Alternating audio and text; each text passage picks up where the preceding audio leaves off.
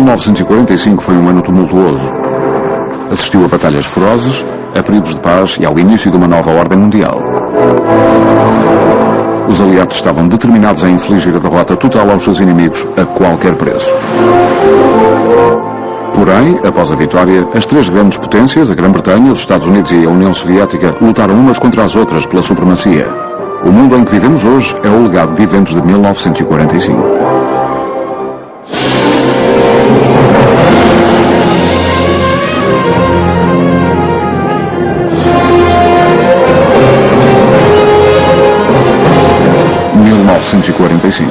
O ano que mudou o mundo. Neste programa veremos como em março as forças aliadas enfrentam uma resistência fanática nazi. E como os aliados ocidentais descobrem os horrores do regime nazi. Em abril, os norte-americanos alcançam finalmente o solo japonês, mas com um custo elevado em vidas de ambos os lados. Os norte-americanos permitem que Stalin tome Berlim como prémio e a Grã-Bretanha começa a perceber que está a ser excluída. O fim dos ditadores.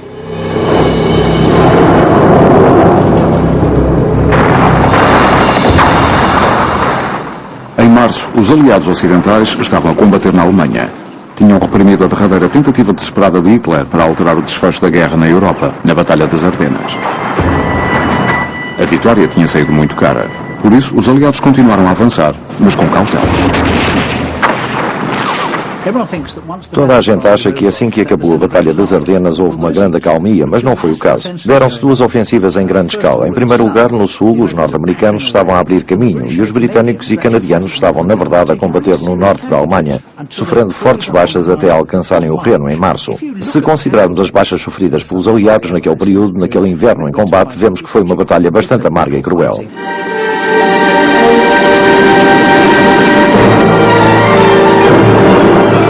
Os generais dos aliados ocidentais tinham abordagens muito diferentes quanto à investida final contra a Alemanha, e a tensão era elevada. O britânico Montgomery estava a tentar pressionar Berlim de forma incisiva e rápida. Contudo, Eisenhower, o comandante supremo, ordenou um avanço progressivo na Alemanha numa frente alargada. O comandante britânico Montgomery insistia para que o ritmo da ofensiva contra os alemães fosse aumentado, mas Eisenhower recusou. Eisenhower não queria desperdiçar vidas norte-americanas numa corrida para Berlim.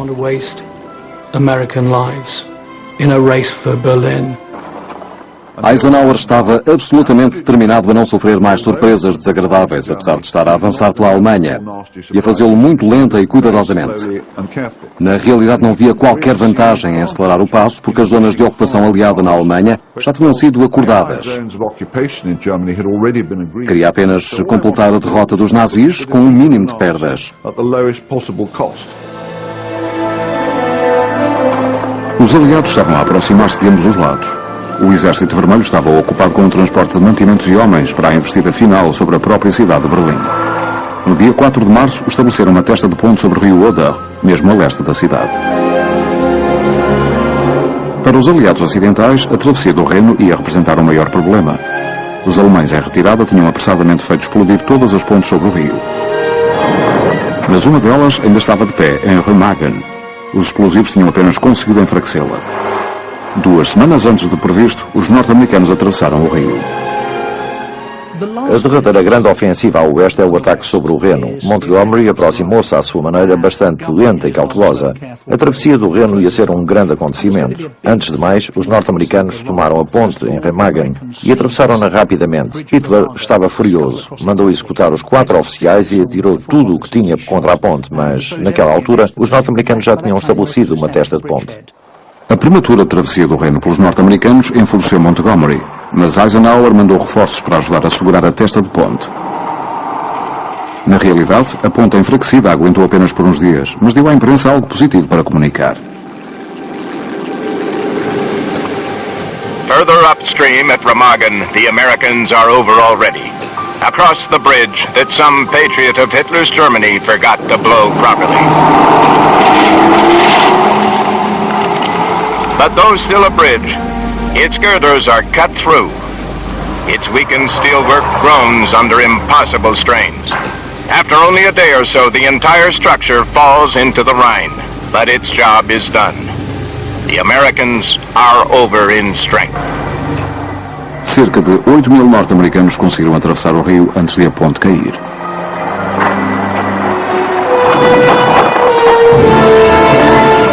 Os nazis estavam preparados para defender a sua pátria até ao último, mas debatiam-se desesperadamente com falta de efetivos e de artilharia.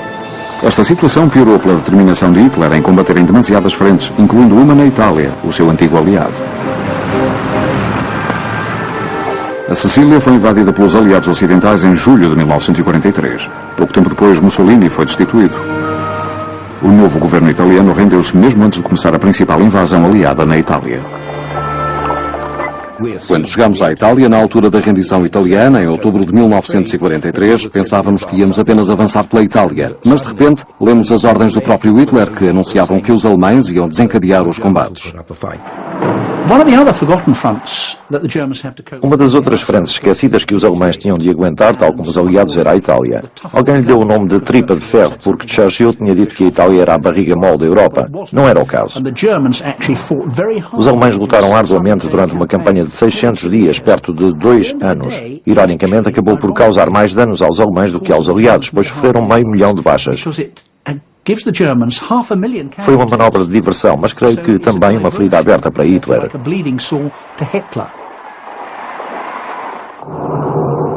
Durante o mês de março, continuaram os preparativos para a travessia do Reno. Churchill insistiu em assistir à operação pessoalmente, apesar das preocupações relativamente à sua segurança. William Lowbridge estava a trabalhar como engenheiro. Estava na frente da investida ao atravessarmos o Reno.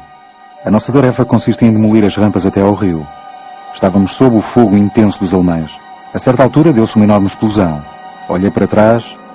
24 homens tinham sido atingidos por um obus que tinha caído a metros de distância.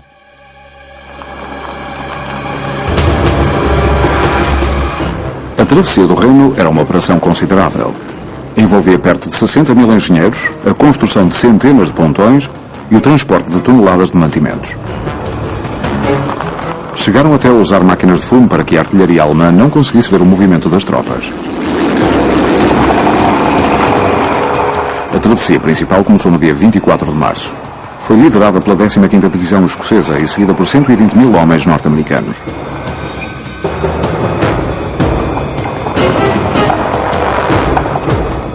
Ao mesmo tempo, começou uma operação em grande escala para fazer aterrar os paraquedistas e os planadores por detrás das linhas inimigas.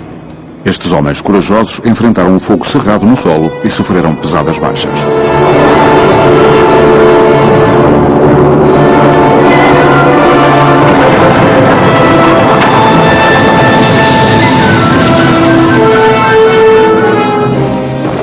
Tipicamente, Montgomery lança uma enorme investida, quase um mini dia D, ao atravessar o Reno, que é muito largo. Estende-se por 450 metros. Em certas partes chega aos 900 metros.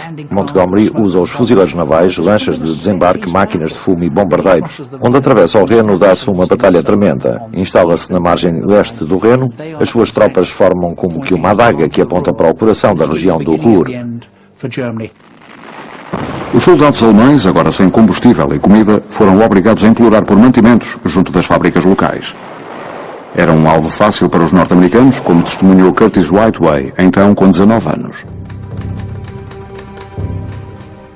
Peguei nos meus binóculos e esquadrinhei o campo à nossa frente. Alemães mortos ou moribundos estavam espalhados por todo o campo. Alguns choravam com fortes dores, outros permaneciam imóveis. Alguns dos feridos começaram a gritar os nomes dos seus entes queridos vezes sem conta. Depois, mais homens começaram a gritar à medida que iam morrendo, sempre muito lentamente. Era lúgubre e sentíamos arrepios nas costas ao termos de ficar sentados ali e a ouvir os gritos de tantos homens. Prolongou-se por 4 horas até ao anoitecer. Depois, lentamente, um por um, os homens nos campos pararam de gritar à medida que iam morrendo naquela noite.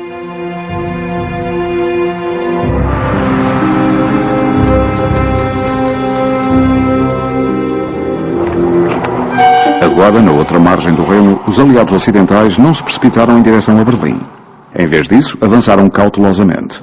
Não queriam desperdiçar as vidas dos seus homens com o fim da guerra à vista. Como tínhamos esta superioridade esmagadora em poder de fogo, artilharia, poder aéreo, era perfeitamente natural os soldados da infantaria acharem que se estivessem a avançar por uma estrada e se fossem atacados, teriam duas ações possíveis. Podiam ser heróis, levantarem-se e lançarem-se contra o inimigo, tal como alguns fizeram, e muitos deles foram mortos. Em alternativa, podiam ficar sentados na valeta junto à estrada e pedir através da rádio um bombardeamento de artilharia de grandes proporções ou ataques aéreos. Isso iria provavelmente arrasar os alemães em poucas horas, em poucos dias e também salvar as suas vidas.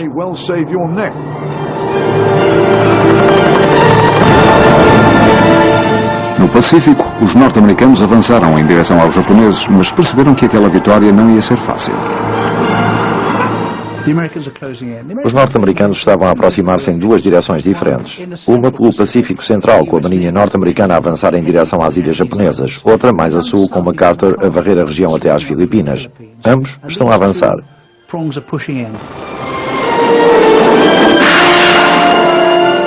A ilha de Iwo Jima foi ocupada no dia 26 de março.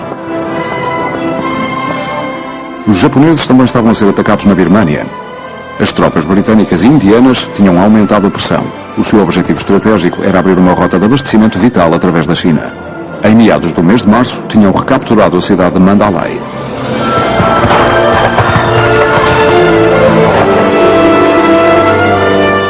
Nos meses que antecederam aquele momento, o Japão tinha sido incapaz de se defender contra ataques aéreos. Os norte-americanos bombardearam ininterruptamente as suas cidades. Então, em meados de março, mudaram para uma estratégia de bombardeamento com bombas incendiárias muito mais mortífera e de baixo nível. A Força Aérea Norte-Americana instituiu uma campanha para bombardear com bombas incendiárias as cidades japonesas e foram muito bem sucedidos. Só não continuaram porque esgotaram as suas bombas incendiárias. Na noite de 9 de março, os norte-americanos largaram 1.700 toneladas de bombas incendiárias. Cerca de 25 km² da cidade de Tóquio foram destruídos e mais de 100.000 pessoas morreram na tempestade de fogo. Foi o ataque convencional mais destrutivo na guerra contra o Japão. O público norte-americano tinha perfeito conhecimento do bombardeamento com bombas incendiárias sobre Tóquio e a sua reação foi claramente positiva. É muito interessante ver como a atitude do público norte-americano se altera durante a guerra em relação ao uso de uma extrema violência contra civis. Quando a guerra rebentou, na sua primeira intervenção pública, Roosevelt apelou a ambos os lados para que não se rebaixassem à barbaridade de atacar civis. Em 1945, o bombardeamento em grande escala das cidades japonesas foi aceito pelo público norte-americano. O apoio foi enorme. Numa sondagem, 70% ou 80% do público norte-americano aprovava este tipo de bombardeamento com bombas incendiárias. Obviamente, a comunicação social norte-americana não mostrava o custo em vidas humanas. As revistas Time ou Life descreviam muito pouco a forma como os japoneses em Tóquio eram cozidos vivos, por exemplo, ao saltarem para canais e tanques enquanto a cidade estava a arder à sua volta.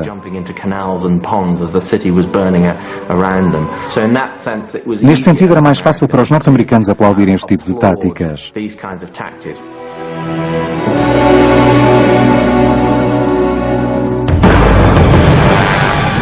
No dia 1 de abril, no Pacífico, os norte-americanos começaram a sua invasão da ilha de Okinawa.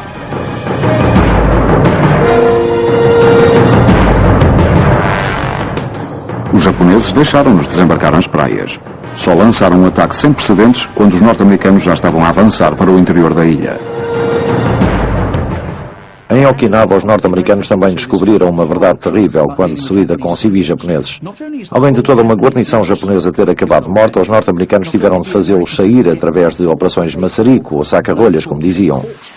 Basicamente consistia em colocar um lança-chamas sobre cada trincheira e atirar uma granada para fazer sair os japoneses. Quando os norte-americanos tomaram finalmente a ilha, os civis japoneses alinharam-se e executaram um último ataque extraordinário com baionetas e deram luta. Os generais japoneses cometeram suicídio em massa e os civis japoneses saltaram do penhasco. O fanatismo da resistência japonesa em Okinawa surpreendeu os norte-americanos. Surpreendeu os estrategas norte-americanos e fez-lhes entender que, se iam tentar tomar o Japão corretamente, iria ser como comer um porco-espinho.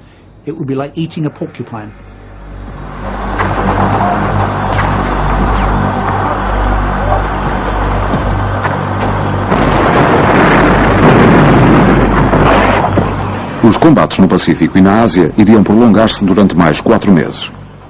Na Europa, a guerra estava a chegar ao fim, mas os soldados aliados descobriram os campos de concentração nazis. Este foi um choque ainda maior para um mundo cansado da guerra.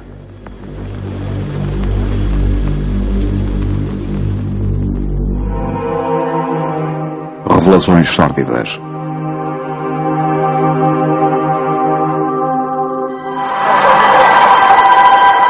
Na Alemanha, os aliados em movimento encontraram uma população desmoralizada e empobrecida e um exército que se sabia derrotado.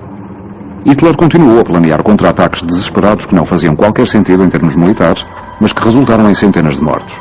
Também ordenou às forças em retirada que destruíssem o máximo possível, fazendo explodir barragens e incendiando edifícios. Nos últimos meses da guerra, Hitler deixou claramente a entender que não se importava minimamente com quem iria morrer ou não, nem com o que iria subsistir ou não após a derrota do seu próprio país. Na verdade, Hitler parecia ter decidido que, se não pudesse ter a vitória, pelo menos teria um cataclismo digno do Terceiro Reich, como ele o entendia. Foi como se, naqueles últimos meses, os nazis estivessem a agarrar-se desesperadamente, com a ponta dos dedos, junto de um precipício. Sabiam que iam cair e queriam apenas arrastar com eles o máximo de humanidade possível.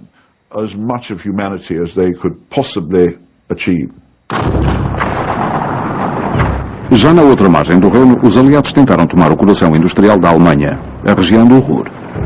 O facto de qualquer armamento real ainda estar a ser fabricado na região é discutível. O que é certo é que os aliados se depararam com um inimigo cujo moral estava finalmente a começar a cair. Muitos alemães entregaram-se. Vigiar, alojar e alimentar estes prisioneiros de guerra atrasou ainda mais o avanço dos aliados.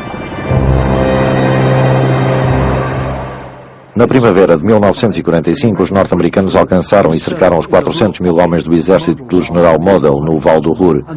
Contam-se muitas histórias sobre a rendição em massa dos alemães a quando do grande colapso psicológico em abril de 1945. Entregaram-se aos aliados e estes disseram: agora que temos os vossos blindados, estão dispostos a ajudar-nos a manter os russos à distância?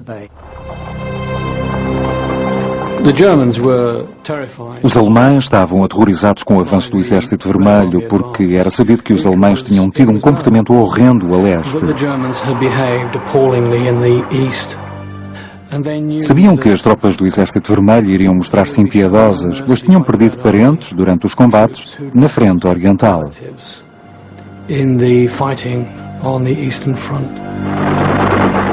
O Exército Vermelho teve de aguardar reforços para o derradeiro ataque sobre Berlim. Mais a sul, tinham libertado a Hungria no dia 4 de abril. E no dia 13, após uma resistência feroz, tinham tomado a capital austríaca, Viena.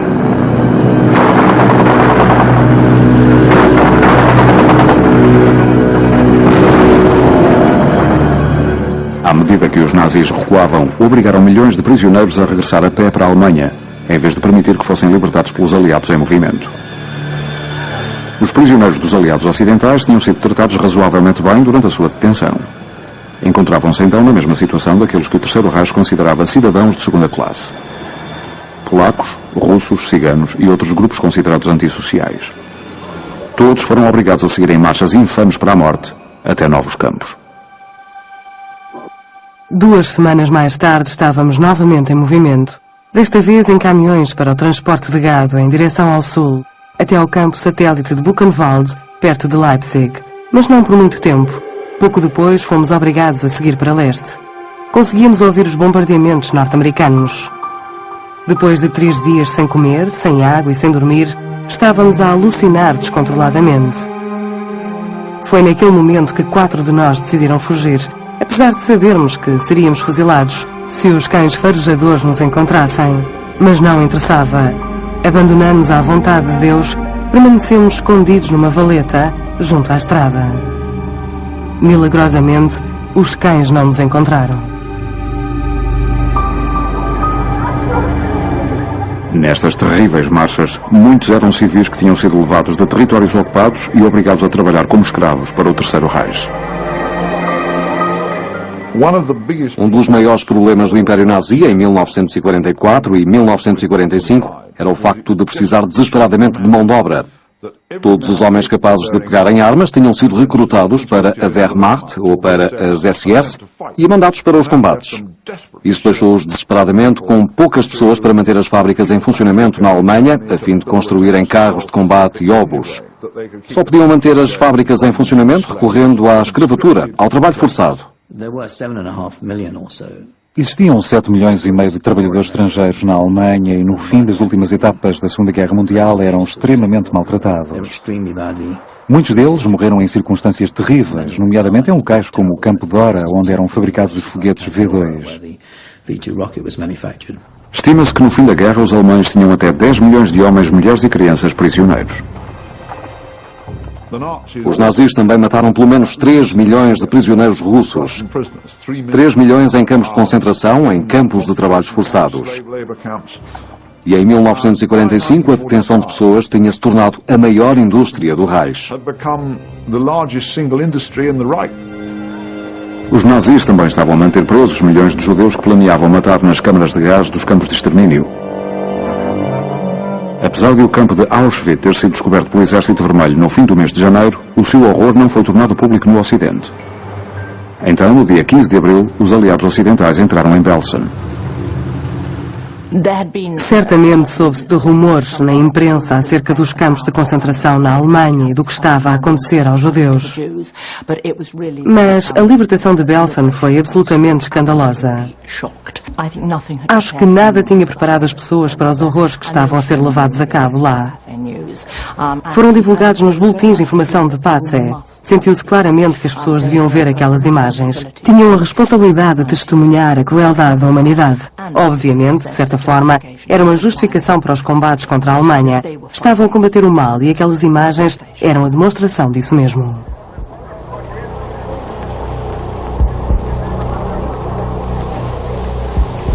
I've been here 8 days.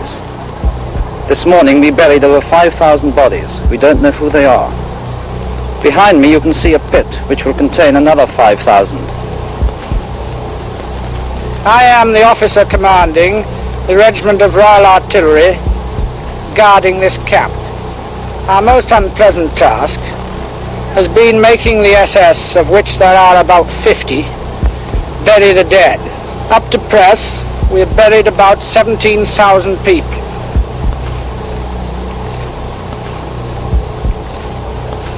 My name is Colonel Illingworth and I live at Cheshire. I'm at present in Belsen Camp doing guard duty over the SS men. April 1945. 1945? Ich heiße Franz Hessler. Ist der 23. April. The things in this camp are beyond describing. When you actually see them for yourselves, you know what you're fighting for here. Pictured in the paper cannot describe it at all. The things they have committed, well, nobody would think they were human at all.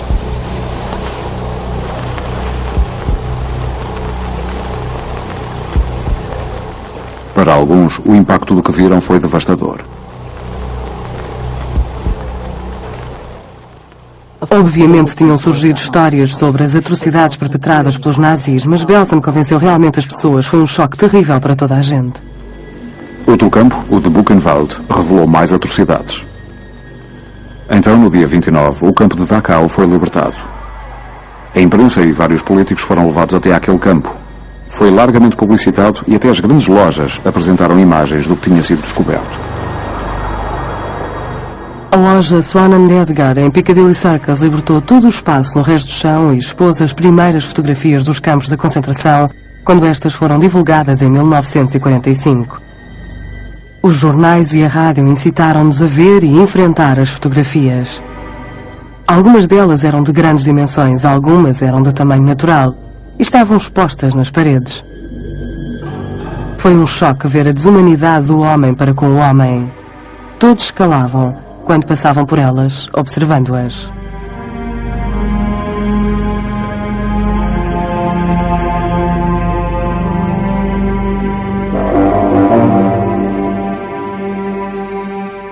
Na Câmara dos Comuns, Churchill dirigiu-se à nação britânica dizendo: "Nenhuma palavra pode expressar o nosso horror."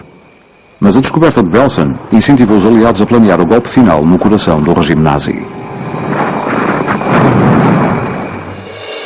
A corrida para Berlim.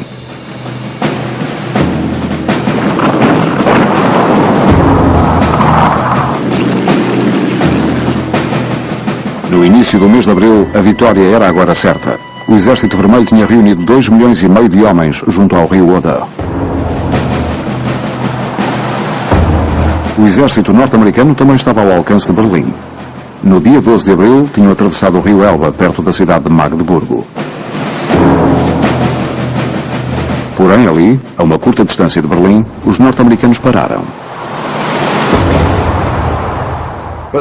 De repente, enquanto as tropas aliadas se aproximavam do rio Elba, Berlim como que desaparece da imagem. E Eisenhower manda uma mensagem a Stalin sem consultar ninguém, para grande raiva de Churchill, na qual diz que não tem qualquer intenção de ir até Berlim. Stalin não acreditou nele. Não podia acreditar que alguém iria renunciar abertamente ao prémio. Mas Eisenhower tomou a decisão que muitos de nós acharam perfeitamente racional. Já tinha sido acordado que Berlim iria situar-se no meio da zona de ocupação soviética. Para quê, naquele último momento da guerra, levar dezenas de milhares de soldados norte-americanos e britânicos para a morte por uma vitória simbólica?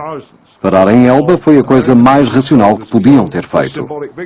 Stopping at the Elba was the most rational thing they could have done. Mesmo antes de os aliados terem chegado à Alemanha, já tinham acordado como o país iria ser dirigido depois de derrotado. Seria dividido em 4 zonas que cada aliado iria ocupar e governar. Foi acordado que a linha de demarcação entre a parte da Europa ocupada pelo Exército Vermelho e a União Soviética e pelos aliados do Ocidente, os britânicos, os norte-americanos e os franceses, seria no rio Elba.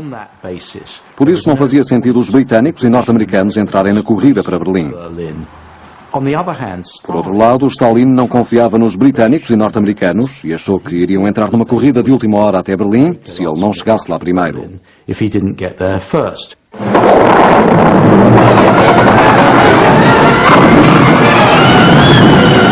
Os aliados tinham combinado o destino da Alemanha, mas não existiam acordos semelhantes para o resto da Europa. O Exército Vermelho lutou implacavelmente, ciente de que os países que libertasse ficariam sob o seu controle. Acho que Stalin queria ir o mais longe possível. Por exemplo, queria certamente instalar um governo comunista na Itália, independentemente do que isso teria exigido, e fez com que os soviéticos chegassem à Itália. Isso foi claramente o caso da Checoslováquia, Polónia, Roménia, Hungria e Albânia. Teria implicado um governo soviético. Por isso, avançar até Berlim era importante para a sua agenda política, e no que toca à Itália, ele já tinha a sua gente em Moscovo pronta para ir até lá e formar um governo. Os avanços do Exército Vermelho eram essenciais para os objetivos políticos de Stalin. Os seus soldados eram motivados para lutar duramente e os seus sacrifícios pessoais eram pouco tidos em consideração. Eu pertencia às forças de libertação do Exército Vermelho. Atravessámos a Letónia de uma fronteira à outra. Em Riga fui ferido no ombro direito, mas continuei a lutar e a avançar. A menos que estivéssemos mortos ou que a nossa perna fosse amputada, ninguém nos mandava para casa por motivos de doença.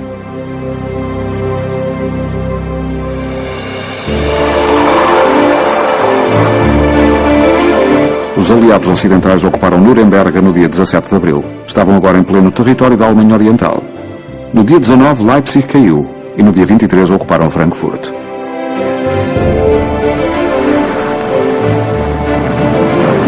Göring, instalado com a maior parte do pessoal militar no retiro alpino de Hitler, ficou transtornado com a perda de Frankfurt. Enraivecido, mandou um telegrama ao Führer a pedir a sua demissão. Em resposta, Hitler ordenou a detenção de Göring, mas foi ignorado. Os últimos dias de Hitler, em abril de 45, devem ter sido terríveis, porque o seu mundo se tinha desmoronado. Estava a viver o Götterdämmerung, o crepúsculo dos deuses. Estava a levar o povo alemão até ao inferno e mesmo no fim os seus colegas do partido nazi traíram-no completamente. Göring disse: "Meu Führer, como está retido em Berlim, irei preparar e dirigir o partido nazi a partir daqui." Berlim estava em ruínas, não havia eletricidade nem água. Mas era o prémio simbólico que Stalin queria para a União Soviética.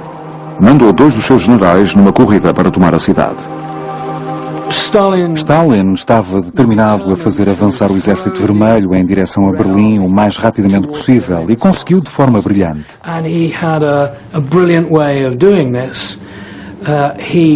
Convocou dois dos seus comandantes, Zhukov e Konev, e sem o dizer explicitamente deu a entender que um deles seria conhecido como o vencedor e que lhes cabia a eles correr até Berlim para enfrentarem as defesas alemãs e quem lá chegasse primeiro seria o vencedor.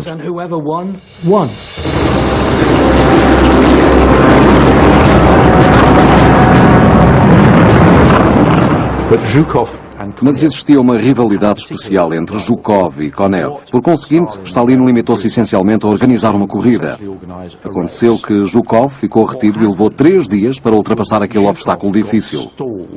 And it took him 3 days to fight his way up onto this rather difficult obstacle. Os seus homens debateram-se em terreno pantanoso coberto de minas terrestres. Enfrentaram um exército alemão sem nada para perder. Finalmente, após 3 dias, conseguiram passar e a sua artilharia começou a bombardear os arredores de Berlim. Entretanto, o avanço de Konev foi muito mais bem sucedido e este deu com uma das primeiras Autobahn, uma autoestrada que o levou diretamente até ao sul de Berlim. A motorway which goes straight up into the south of Berlin. Uma cidade que estava agora a ser defendida por idosos e jovens rapazes. Uma das coisas que Hitler fez já perto do fim foi chamar o Volkssturm, ou seja, os idosos e os jovens rapazes. Basicamente são crianças e idosos a quem deram armas anti-tanque e que eram enviados para aguentar a linha de defesa contra as hordas em movimento.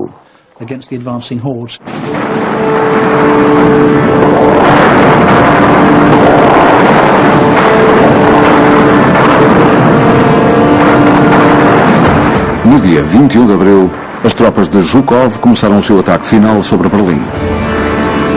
Os dois generais tinham reunido perto de 500 mil de homens contra apenas 45 mil tropas regulares alemãs, 40 mil idosos e 3 mil crianças. Acho que é muito difícil para nós ocidentais entender a amplitude da ofensiva soviética. 160 divisões a aproximarem-se de Berlim num esforço considerável. Acho que morreram 300 mil russos nos combates antes de Berlim. São baixas colossais e dão-nos uma ideia do esforço feito pelos soviéticos.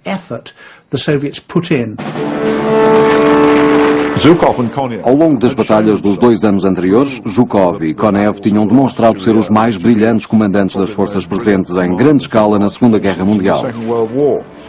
Ainda assim, na sua impaciência ardente e rivalidade para ser o primeiro a chegar a Berlim, incitados por Stalin a toda a hora, que perguntava qual deles ia ser o herói da Batalha de Berlim, desperdiçaram as vidas dos seus homens, demonstrando uma imprudência com que nenhum comandante aliado teria sonhado.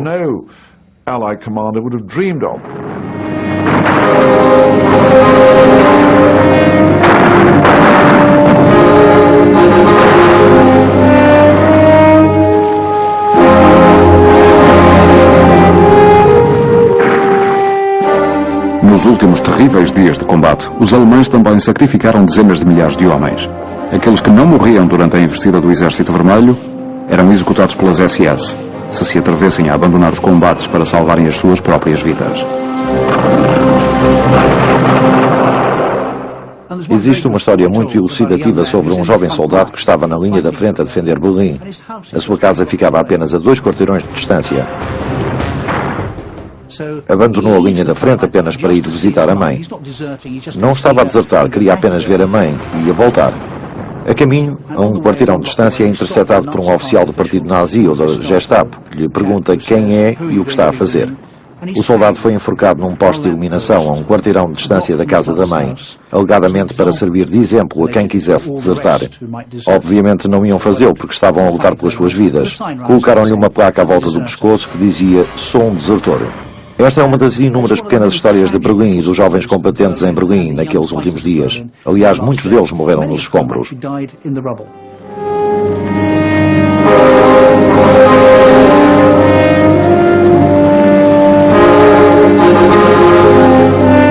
No dia 27 de abril, o Exército Vermelho tinha alcançado a Alexanderplatz, no centro de Berlim. Estavam a apenas 800 metros do bunker de Hitler, na Wilhelmstrasse. Os últimos focos de resistência alemã tinham de ser descobertos. Mas após tanto sacrifício, o derradeiro prémio, a rendição de Hitler, iria escapar ao Exército Vermelho. os ajustes finais. Durante 4 longos anos, os soldados dos aliados ocidentais e orientais lutaram contra os nazis. Finalmente, as duas forças aliadas encontraram-se frente a frente em Torgau, junto ao rio Elba. No dia 25 de abril, soldados norte-americanos e soviéticos apertaram as mãos. Then, on the Elbe River, boats cross and men wave from opposite banks. With the meeting of Russians and Americans, Germany has been cut in half. The end is now very near indeed. The end that all cannot wait to see. Acho que a reação dos norte-americanos e britânicos é muito interessante quando viram pela primeira vez os soviéticos a chegar vindos do leste. Acho que ficaram surpreendidos com a sofisticação dos elementos avançados do Exército Vermelho. Há uma frase famosa de um soldado britânico que diz que o comandante da divisão de blindados estava coberto de antenas e parecia um marciano. Também existem imagens de norte-americanos a encontrarem-se com russos em Torgau, junto ao rio Elba. Todos os russos transportavam com eles máquinas fotográficas de qualidade, provavelmente roubadas a alemães. Mas em 1945 o Exército Vermelho parecia mesmo um exército de profissionais.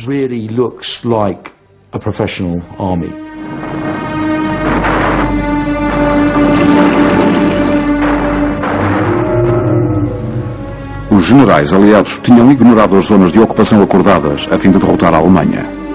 Mas agora que os nazis estavam exaustos, as manobras políticas começaram entre os três grandes. Na verdade, as tropas norte-americanas avançaram até muito longe nas zonas que tinham sido atribuídas aos soviéticos. Estes tinham conquistado Berlim, que era seguramente o maior prémio, mas as tropas norte-americanas tinham avançado até ao interior das zonas atribuídas aos soviéticos. Então a discussão entre Churchill e Eisenhower, e entre Churchill e Roosevelt, era: não retirem as vossas tropas, pelo menos agora, que avançaram tanto até ao interior da Alemanha. Não retirem as vossas tropas enquanto não chegarmos a um acordo conveniente com os soviéticos. Mas os soviéticos responderam: não, esta zona é nossa, deixa-na para nós. Consequentemente, Eisenhower retirou as suas tropas e Churchill ficou muito aborrecido para ser moderado. Sentiu que Eisenhower não entendia o aspecto político e usou este argumento com Eisenhower. Foi bastante franco em relação a isso. Disse-lhe: não está a entender o aspecto político. Stalin estava absolutamente determinado a fazer da União Soviética uma potência global após a Segunda Guerra Mundial, respeitada pelo Reino Unido e principalmente pelos Estados Unidos.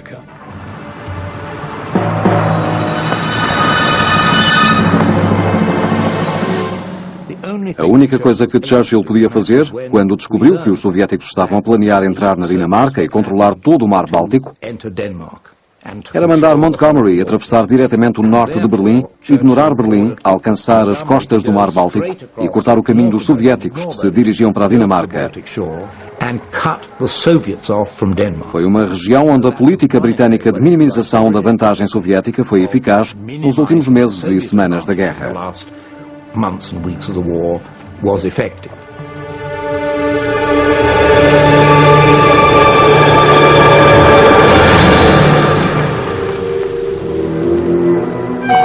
Na Itália, os nazis estavam a retirar-se. Com os seus protetores afastados, Mussolini, o ditador fascista, foi apanhado pelas forças da resistência italiana. Capturaram-no e fuzilaram-no, juntamente com sua amante Clara Petacci, no dia 28 de abril. Os seus corpos foram expostos publicamente em Milão. Na Alemanha, os nazis também estavam a enfrentar os seus últimos dias. Para uma minoria de alemães constituída por fanáticos nazis dedicados, nomeadamente em organizações como a SS, obviamente a derrota foi algo que estavam relutantes em aceitar. Aquelas eram as pessoas que queriam continuar a lutar e que estavam perfeitamente dispostas a suicidar-se. Assim que perceberam que estava tudo acabado, cerca de 10 ou 20% de todos os principais líderes nazis suicidaram-se.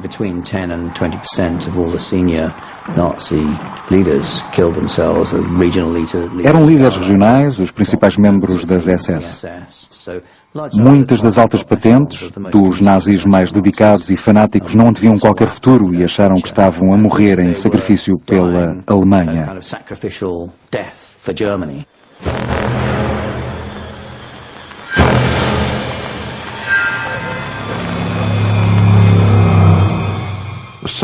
Durante a Segunda Guerra Mundial, pelo menos muitas dezenas de milhares, talvez centenas de milhares de alemães suicidaram-se. Nunca haveremos de saber ao certo se se suicidaram por estarem desesperados, por acreditarem que não haveria nada após o Terceiro Reich, apenas um vazio, mas nenhum futuro para eles.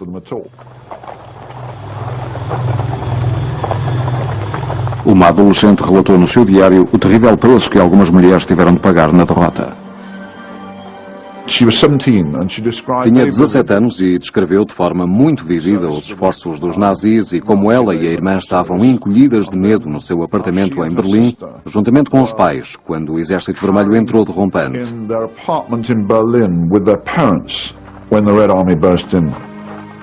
Ambas as raparigas foram violadas repetidamente. A jovem escreveu no seu diário: "Eu ainda não tinha 18 anos." Quando os soldados soviéticos saíram, deixando a família a soluçar, a mãe das jovens disse-lhes: "A vossa honra desapareceu. Já não têm nada para que viver. Só vos resta morrer." A sua própria mãe levou-as até ao telhado do prédio e mandou-as saltar, enquanto o pai estava junto ao passeio mais abaixo a implorar-lhes para que não saltassem. Finalmente, após 10 minutos, as raparigas desataram a chorar, voltaram para o interior do prédio e sobreviveram.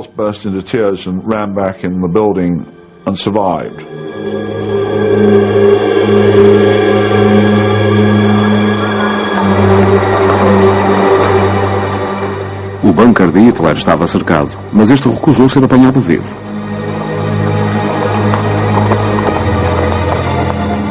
No dia 29 de abril, Hitler redigiu o seu testamento e casou com a sua amante, Eva Braun.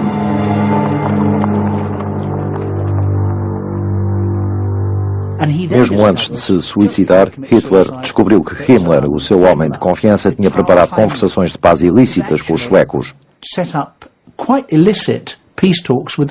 Enraivecido no seu bunker, percebe que, afinal, os seus velhos colegas de confiança o traíram. Trusted colleagues have betrayed him.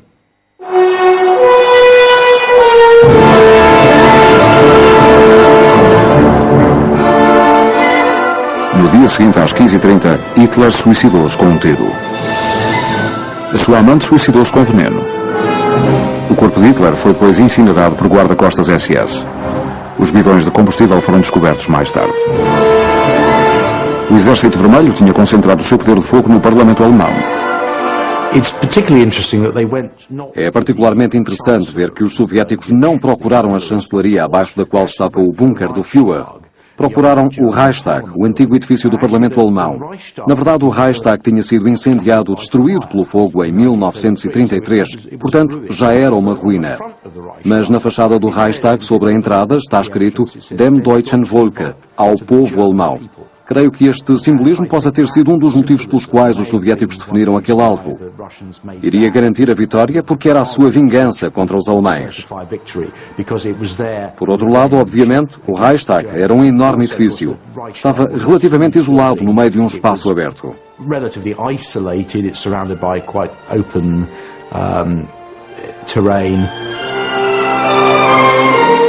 Milhares de fanáticos nazis tinham aberto trincheiras em torno do Reichstag. Queriam morrer a defender a glória da Alemanha. Os soldados do Exército Vermelho tiveram de lutar contra cada um deles para tomar aquele derradeiro símbolo do Estado alemão. Então, finalmente, na noite do dia 30 de abril, 2 homens subiram até ao telhado do edifício que tinha sido outrora o Parlamento Alemão e hastearam a bandeira vermelha da vitória. No filme vê-se a famosa bandeira vermelha a ser hasteada no topo do Reichstag. Mas é uma reconstituição, porque estava escuro quando a bandeira foi hasteada na realidade. Aconteceu durante a noite de 30 de abril.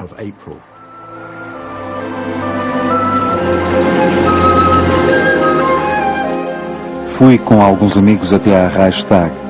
A nossa reação imediata foi escrever algo como: as forças de ocupação russas estiveram aqui.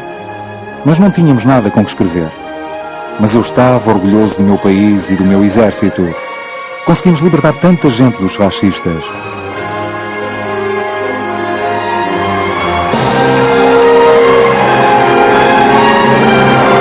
A Alemanha tinha sido derrotada. A Europa estava devastada, os países e os povos destruídos. Mas os líderes aliados perceberam rapidamente que uma nova batalha pelo controle da Europa estava prestes a começar.